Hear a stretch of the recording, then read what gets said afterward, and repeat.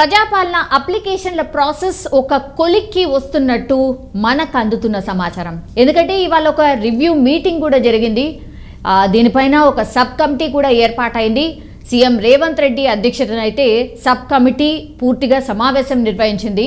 ప్రజాపాలన application process ఎలా జరుగుతుంది, data entry కావచ్చు, లేదంటే దేనికోసం ఎవరు ఎక్కువగా అప్లై చేసుకున్నారు, అండ్ మిగతా గ్యారంటీస్ ఏవైతే ప్రామిస్ చేశారో అవి ఎప్పటి నుంచి ఇంప్లిమెంట్ చేయాలి, మరి ఫస్ట్ టేకప్ చేయాల్సింది ఏంటి, ఎందుకంటే పార్లమెంట్ ఎలక్షన్స్ రాబోతున్నాయి కాబట్టి మరి దానికంటే ముందు ఒకవేళ ఇస్తే ఏవి గ్యారంటీలు ఇవ్వచ్చు అనేటువంటిది కూడా పూర్తిగా డిస్కస్ చేసినట్టు మనకు అందుతున్నటువంటి సమాచారం.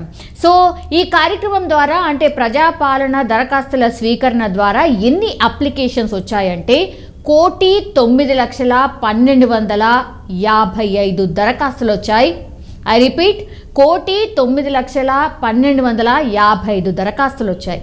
అండ్ వీటిలో అయితే 2,82,000 డూప్లికేట్ అప్లికేషన్స్ వచ్చినట్టుగా అయితే గుర్తించారట. అంటే డూప్లికేట్ అని ఎందుకు అంటున్నారంటే కొందరేమో ఒకటి కంటే ఎక్కువ దరఖాస్తులు సమర్పించారట. అంటే ఫ్యామిలీ మెంబర్స్ ఇఫ్ సపోజ్ 4 ఉన్నారనుకోండి ఫ్యామిలీలో, వాళ్ళందరూ కూడా ఒకే అడ్రస్ అంటే ఆధార్ వాళ్ళు పెట్టినటువంటి దరఖాస్తులో సేమ్ అడ్రస్ ఏవైతే ఉంటాయో డాటా ఎంట్రీ ఒక్కసారి అందులో డాటా ఎంట్రీ కాగానే పూర్తిగా ఒకటి అర్థమైపోతుంది, ఒకే అడ్రస్ నుంచి ఎంతమంది అప్లై చేశారు అని. చాలామంది ఫ్యామిలీ మొత్తంగా అంటే ఒకరేమో ఒక గ్యారంటీ కోసం అప్లై చేస్తే ఇంకోళ్ళేమో ఇంకో గ్యారంటీ కోసం అప్లై చేశారట.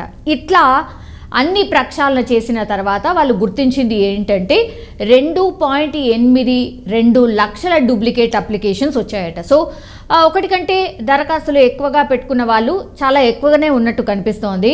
సో డాటా బేస్ ద్వారా దీన్ని గుర్తించారట. ఒక సాఫ్ట్వేర్ని యూజ్ చేసి గుర్తించారు అధికారులు. సో వాటిని ఫిల్టర్ చేస్తున్నారు ప్రస్తుతం. సో ఇట్లా డూప్లికేట్ అప్లికేషన్స్ ఎన్ని ఉన్నాయి ఏంటి, డాటా ఎంట్రీలో భాగంగా పూర్తిగా పకడ్బందీగా ప్రక్షాళన చేస్తూ ముందుకు వెళ్తున్నట్టు కనిపిస్తోంది. ఎందుకంటే టార్గెటెడ్గా ఇప్పుడు ఆ ప్రక్షాళన అంతా అయిపోయిన తర్వాత 6 గ్యారంటీలు ఏవైతే ప్రామిస్ చేశారో అవన్నీ ఇంప్లిమెంట్ చేయాలంటే ఇవే ప్రామాణికంగా కాబోతున్నాయి. ప్రజాపాలన అప్లికేషన్స్ ఎవరైతే పెట్టుకున్నారో వాళ్ళందరూ కూడా ఎవరైతే అర్హులు ఉంటారో వాళ్ళందరికీ కూడా ఖచ్చితంగా ఈ గ్యారంటీలు ఏవైతే ప్రామిస్ చేశారో వాళ్ళందరికీ మేము ఇవ్వబోతున్నామని కాంగ్రెస్ పార్టీ పదే పదే చెప్తోంది. ఇప్పుడు ఉన్నటువంటి గవర్నమెంట్ పదే పదే చెప్తోంది. అందులో భాగంగానే ఎవరు కూడా నష్టపోకుండా 6 గ్యారంటీల ప్రామిస్ మేమైతే ఏదైతే చేశామో ప్రతి కుటుంబం అర్హులైన వాళ్ళకి ఎవరికైతే ఉంటుందో వాళ్ళందరికీ అందించడానికే మేము కృఢ నిశ్చయంతో ఉన్నాం అన్నటువంటి మాట చెప్తున్నారు. సో అందులో భాగంగానే ఈ ఫిల్టర్ ప్రాసెస్ కూడా చాలా పారదర్శకంగా చేయండి అన్నటువంటి ఆదేశాలు వచ్చాయి. అండ్ వీటిలో కొన్ని రేషన్ కార్డ్స్ కావచ్చు ఆర్ ఆధార్ కార్డు నంబర్లు కావచ్చు, కొన్ని అయితే అసలు రాయకుండానే వదిలేశారట. అంటే రేషన్ కార్డు ఉన్న వాళ్ళు రేషన్ కార్డుకి సంబంధించి రాయాల్సిందే, అండ్ ఆధార్ కార్డ్ అయితే మస్ట్, అందులో ఖచ్చితంగా ఎంట్రీ చేయాల్సిందే. ఇట్లా ఎంట్రీ చేయకుండా ఉన్నటువంటి అప్లికేషన్స్ కూడా చాలా ఉన్నవి. సో అవిటిని కూడా ఫిల్టర్ చేశారు. అండ్ నంబర్లు కొంత అటు ఇటుగా తప్పు రాసిన వాళ్ళు కూడా ఉన్నారట. సో ఆ అప్లికేషన్స్ కూడా ఇందులో ఉన్నాయి, ఈ దరఖాస్తుల్లో ఉన్నాయి అని అధికారులు అయితే గుర్తించారు అన్నటువంటిది వార్త.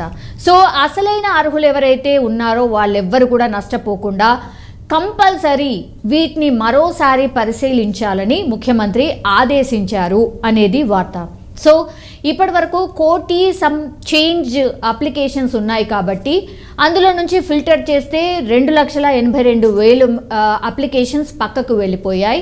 ఆల్మోస్ట్ ఇంకా 95 లక్షలకు పైనే డెఫినెట్లీ ఈ అప్లికేషన్స్ అన్నీ ఉన్నాయి. సో ఈ అప్లికేషన్స్ అన్నిటినీ మరోసారి ఫిల్టర్ చేయాలి ఆర్ పరిశీలించాలి అన్నటువంటిది ఆదేశం ముఖ్యమంత్రి నుంచి. మరి అధికారులు ఇప్పటి నుంచి ఎట్లాంటి ప్రాసెస్ ఫాలో కాబోతున్నారు అంటే మనకైతే బయటకు ఏం చెప్పట్లేదు, కానీ ఏ గ్యారంటీకి ఎవరు అర్హులు అనేది ఈరోజు డిసిషన్ తీసేసుకొని ఆ తర్వాత దానికి సంబంధించిన ఫిల్టరేషన్ నడవబోతుంది అని మనకు తెలిసినటువంటి సోర్స్. సో ఏవైతే మిగతా 4 గ్యారంటీలు ఉంటాయో ఆ 4 గ్యారంటీలకు అర్హులు ఎవరు అనేది తేల్చే పనిలో అధికారులు ఉన్నట్టు స్పష్టంగా అర్థమవుతోంది. మరి ఇంకోసారి ఫిల్టర్ చేయడానికి ఇంకెంత సమయం పడుతుంది, ఇంకెన్ని రోజుల తర్వాత ఈ ప్రాసెస్ అంతా కంప్లీట్ అవుతుంది? ఎందుకంటే ఇది ఒక రకంగా రీవెరిఫికేషన్ అనుకోవచ్చు. ఎందుకంటే డూప్లికేట్స్ అన్ని తీసేసిన తర్వాత మిగిలిన ఏవైతే ఉంటాయో అవి కంప్లీట్గా మళ్ళీ రీవెరిఫికేషన్ అంటే ఇంకెంత టైం పట్టొచ్చు, ఆర్ ఈ సాఫ్ట్వేర్నే ఉపయోగించి అగైన్ రీవెరిఫికేషన్ చేయబోతున్నారా, అర్హుల్ని ఎట్లా ఎంపిక చేయబోతున్నారు, మరి రేషన్ కార్డ్ ప్రాసెస్ ఏంటి? ఎందుకంటే రేషన్ కార్డ్ అప్లికేషన్స్ చాలా ఉన్నాయి. లిఖితపూర్వకంగా ఇచ్చినటువంటి రేషన్ కార్డ్ అప్లికేషన్స్ అయితే లక్షల్లో ఉన్నాయి. మరి వాళ్ళు రేషన్ కార్డ్ అప్లికేషన్ చేసుకోవాలా, లేదంటే పాత వాళ్ళు 90 లక్షల రేషన్ కార్డు ఆల్రెడీ ఉన్నాయి కాబట్టి మరి వాళ్ళు అండ్ కొత్త వాళ్ళు కలిపి అగైన్ రేషన్ కార్డుకి సంబంధించి అప్లికేషన్స్ మీరు పెట్టుకోండి మీ సేవా కేంద్రంలో అనేటువంటిది ఆదేశాలు ఇవ్వబోతుందా? ఇవన్నీ కూడా క్వశ్చన్ మార్క్గా అలాగే ఉండిపోయాయి. కానీ ఈరోజు రివ్యూలో అయితే డూప్లికేట్స్ అన్ని తీసేసిన తర్వాత అగైన్ రీవెరిఫికేషన్ చేయండి, ఎవరు కూడా నష్టపోకుండా చూడాలి, ఖచ్చితంగా మనం ఏవైతే గ్యారంటీలు ప్రామిస్ చేశావో అర్హులందరికీ నష్టపోకుండా మనం అందించాలి అన్నటువంటిది ఆదేశాలు అయితే క్లియర్ కట్గా సీఎం రేవంత్ రెడ్డి అందరికి ఇచ్చినట్టయితే మనకున్నటువంటి సోర్స్ ద్వారా తెలుస్తోంది. సో ఇవంతా ప్రాసెస్ ఫినిష్ అయిపోయి దెన్ ఏ గ్యారంటీలు అంటే చాలా ప్రచారం జరుగుతుంది ఏంటంటే 500 సిలిండర్ ఏదైతే ప్రామిస్ చేశారో అది అండ్ 2500 రూపాయలు ఏదైతే లేడీస్ కోసం ప్రామిస్ చేశారో అది, అవి రెండు అయితే ఇమీడియట్గా ఇంప్లిమెంట్ చేసే అవకాశం అయితే డెఫినెట్లీ కనిపిస్తోంది. బికాజ్ చాలామంది మంత్రులు మాట్లాడుతూ కూడా ఇదే చెప్పారు. మరి ఆ అర్హుల్ని ఎలా ఎంపిక చేయబోతున్నారు? 500 గ్యాస్ సిలిండర్ ఏదైతే ప్రామిస్ చేశారో మరి అందరికీ ఇవ్వబోతున్నారా అనేది కూడా ఒక ప్రచారం జరుగుతోంది.